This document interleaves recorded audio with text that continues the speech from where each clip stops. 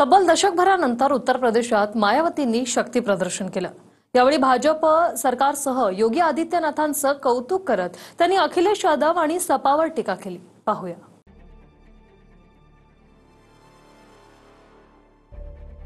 जनाधार गमावल्यानंतर जवळपास राजकीय विजनवासात गेलेल्या मायावती जवळपास दशकभरानंतर उत्तर प्रदेशच्या राजकारणात सक्रिय झाल्या आहेत।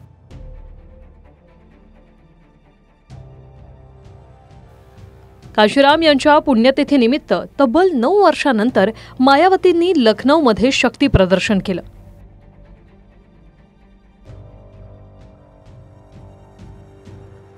बसपाची अशी शेवटची मोठी सभा ऑक्टोबर 2016 मध्ये झाली होती। मात्र या सभेत मायावतींनी योगी आदित्यनाथ यांच्यासह भाजप सरकारचं कौतुक करत समाजवादी पक्ष आणि अखिलेश यादवांवर तोंडसूक घेतल्यानं अनेकांच्या भुवया उंचावल्या।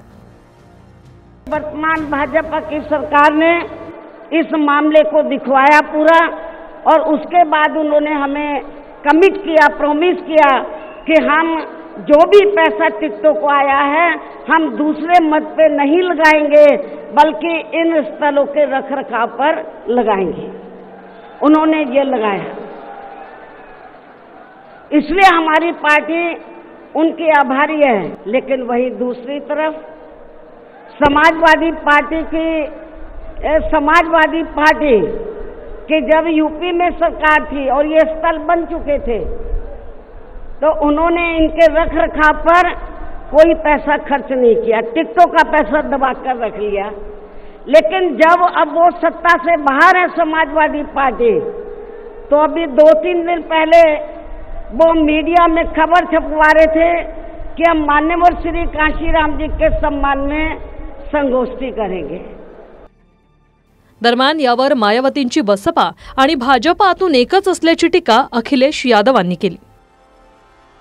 क्योंकि उनकी अंदरूनी साठगांठ है जारी, इसलिए वो है जुल्म करने वालों के आभारी, असं उत्तर सपाकडून देण्यात आलं। 2012 मध्ये उत्तर प्रदेशातून बसपाची सत्ता गेल्यानंतर मायावतींचा करिश्माला ग्रहण लागलं। 2022च्या निवडणुकीत उत्तर प्रदेश विधानसभेत त्यांचा फक्त एकच आमदार जिंकला आणि 2024च्या लोकसभेत तर बसपाला खातही उघडता आलं नाही।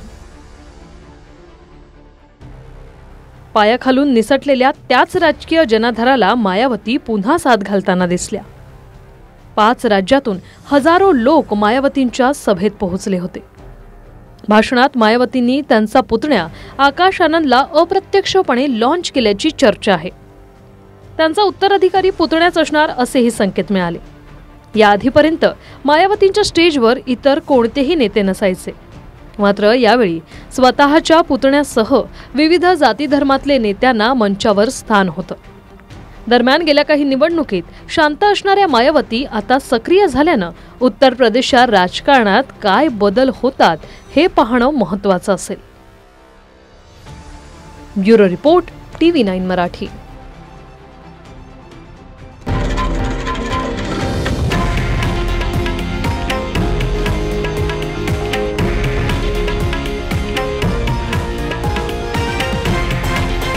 हे आहे देशातील नंबर 1 न्यूज नेटवर्क आणि आपण पाहत आहात TV9 मराठी, एकमेव।